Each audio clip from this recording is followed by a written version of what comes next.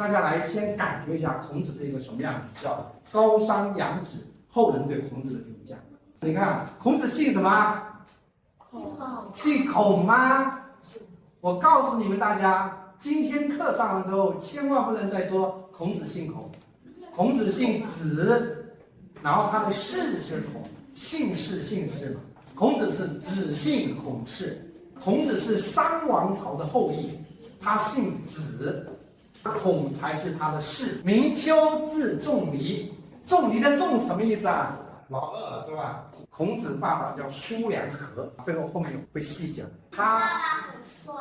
哎，孔子爸爸很帅，没错。孔子妈妈很美。哎，孔子妈妈很美，说的非常好。孔子爸爸很帅，孔子妈妈很美，所以孔子也很帅啊。孔子身高大概2.23米，就是孔子身高跟姚明几乎快一样。孔子非常高，他被人家称为产子啊，就是个子非常高，2.23米的这种个子，长得非常帅，非常的英俊，非常的孔武有力。孔子的爸爸生了9个女儿，然后呢，好不容易生了一个儿子，而且这个儿子还是先天的小儿麻痹症，就先天的是跛足。所以说孔子爸爸很老的时候，他必须要再去生一个儿子。他如果没有生儿子，他的这个爵位就没办法传下去。孔子爸爸在鲁国是正有爵位的，他是鲁国名将，那么他必须生一个孩子。所以说他的朋友的女儿，就是孔子妈妈就是他爸爸的朋友的女儿，他就把人家给娶了，就如愿的生了一个孔子。孔子的大哥叫孟皮，孔子大哥孟就是老大，孟皮是他的大哥，一生碌碌无为。孟皮生了一个女儿，生了一个儿子，儿子呢跟着孔子学习，也成了很有出息的一个人。女儿孔子把她嫁给了自己的学生，很厉害的一个学生，就是大哥的孩子都是由孔子来照料。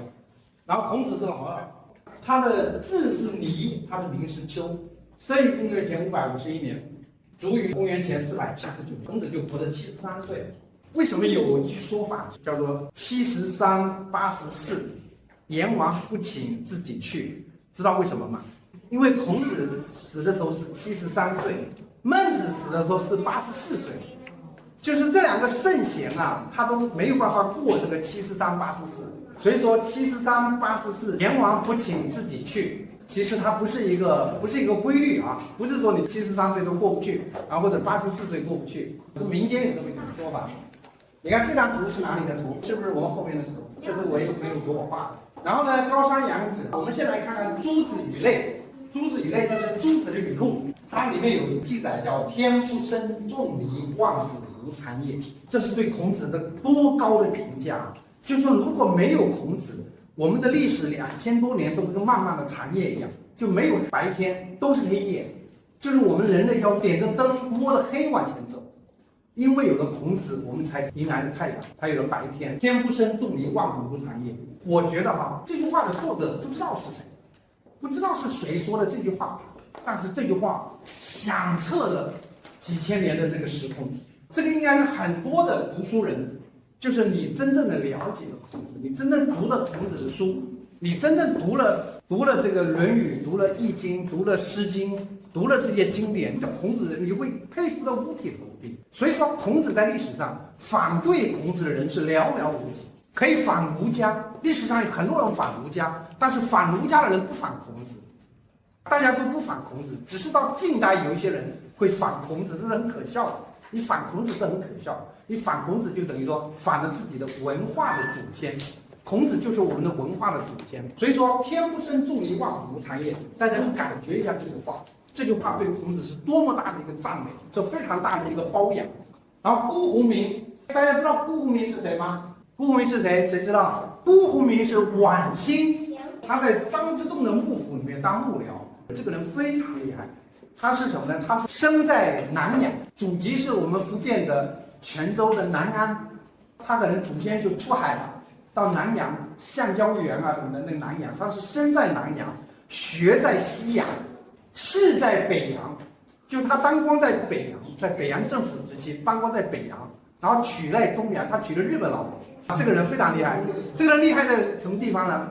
他遍读这些儒家经典，他是受英国教育的，他居然遍读儒家经典，对中国文化佩服得五体投地。他觉得西方那些东西都是多余的，就是中国文化才是最好的。连中国的纳妾都是最好的。就印度有一个诗人叫泰戈尔到中国来，那个时候到中国到北京，你不去故宫那是白来北京，你不见辜鸿铭那也是白来北京。那么辜鸿铭就跟他坐着聊起印度的文化，聊起这些英文的这个经典，那辜鸿铭就谈东方的这种经典。泰戈尔就很不解，按你说的这个你们的书这么好，为什么没有翻译成英文？他说我明天就拿给你。他当天晚上回去就把《论语》翻译成英文，第二天送给这个泰戈尔啊！你说有多了不起？这个叫我是做不到，我至少叫我翻可能要翻半年，非常非常了不起。这个辜鸿铭，辜鸿铭说孔子是中华文明的总设计师。其实创造中华文明的有好些人啊，比如说周公，周公就在中华文明的创建时期就发挥了非常大的作用。周公和孔子，这都是中华文明的奠基者。那其中孔子又是中华文明的总设计师，这个说的是非常对的。还有曲阜孔庙第一门经典，叫做德谋天地，道贯古今，这个评价也非常高。德谋，谋是什么？谋是等同的意思，就是孔子的德，它等同于天地。道贯古今，就是他的道在古今来说都是排第一的，道是古今的冠军，就孔子之道。他是古今以来的第一人，非常的了不起。魏绵绵啊，或问曰：“天不生仲尼，万古无常也。”是谁说的？朱熹的《朱子语类》中有这两句，但朱子在其后注曰：“唐子熙常于游亭梁间见此语。”唐子熙是一个人，常于一游亭梁间见此语。游亭应该是马路上供那个游地的人休息的亭子。唐子熙姓唐，名根，字子熙，四川梅州人，跟苏东坡是老乡，与朱子同时。唐子熙文录载：“蜀道广舍壁间题一联语。”蜀道就是在四川的一条道上，广舍就是旅馆的房间里面，壁间也有一联。这个跟朱子说的游亭两间有点小差异，但是这个无所谓。天不生仲尼，万古无常也，不知何人诗也。不知道谁写这句话，迄今为止不知道作者是谁。可见唐子熙也不知道其作者为谁，不知道其作者为谁又何妨呢？我们只要记住这一声经世的呐喊就可以了。我觉得天不生仲尼，万古无常也就是一个经世的呐喊，经了几千年。几千年之后，你们这批孩子，你们听到这句话，你们还是觉得心惊。一个人竟然可以这么伟大，我们只要在被震撼之后，把仲尼请进我们的生命。你们今天被震撼之后，你们就把孔子请进你们的生命，你们去效仿他，你们去学习他，照亮我们的前路就可以了。我有一句话，我说你要了解一个世间的孔子，你要读《论语》。就孔子啊，你读《论语》的时候，你会感觉孔子就像一个邻家的老大爷，他非常的慈祥，非常的好说话，你有什么都可以跟他说。读《论语》，你会感觉到孔子是一个世间的邻家的老子。你读《易经》，你就能够感觉到孔子是一个立于天地之间的哲人。他既是一个非常伟大的哲学家，他又是一个生活当中，他对于人性有着非常非常透彻的那种领悟。你看看我们接下来读《论语》，就感觉到他对于生命、对于生活中的很多小事，都能够从小事情里面发现很大的这种道理出来。孔子很厉害。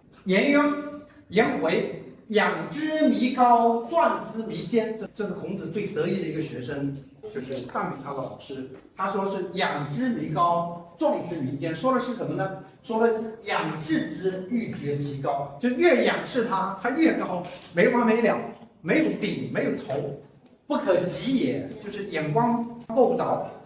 壮言之，欲绝其坚，不可入也。孔子就是这样的人，仰视之，欲绝其高。壮言之，欲绝其坚。他那个学问体系是太严密了，非常完整，你很难彻底的把它了解清楚。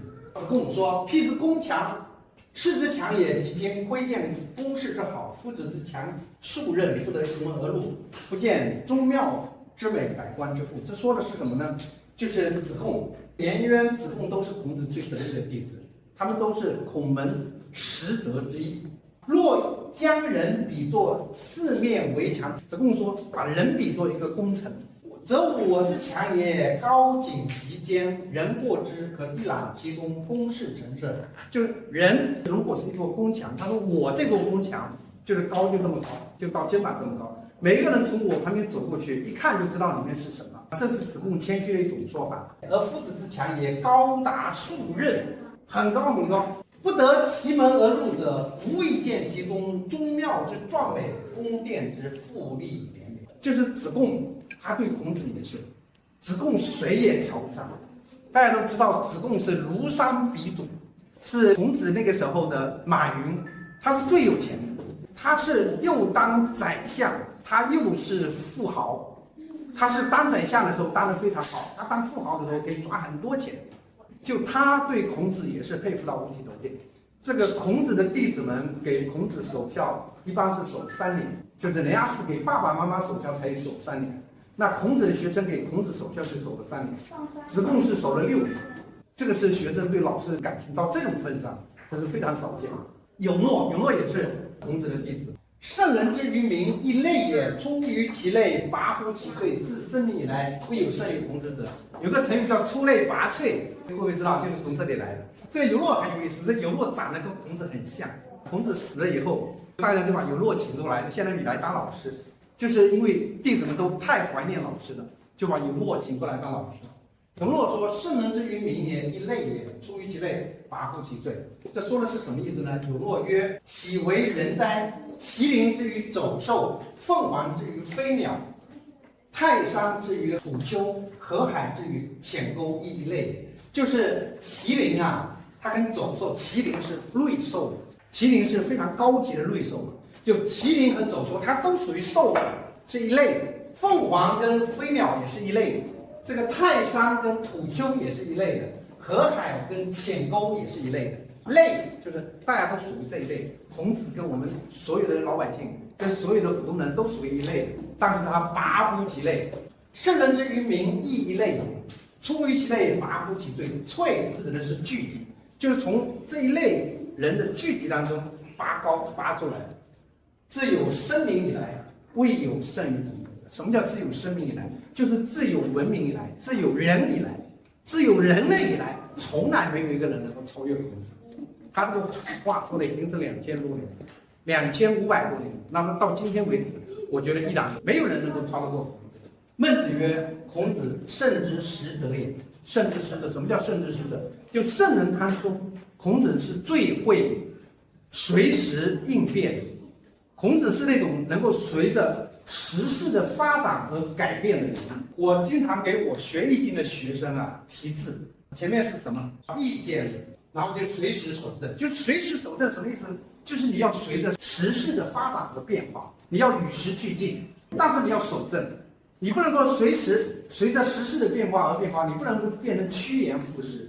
你随时你要守正，孔子就是一个能够做到随时守正的一个人。这个后面还有，下节课再接着说。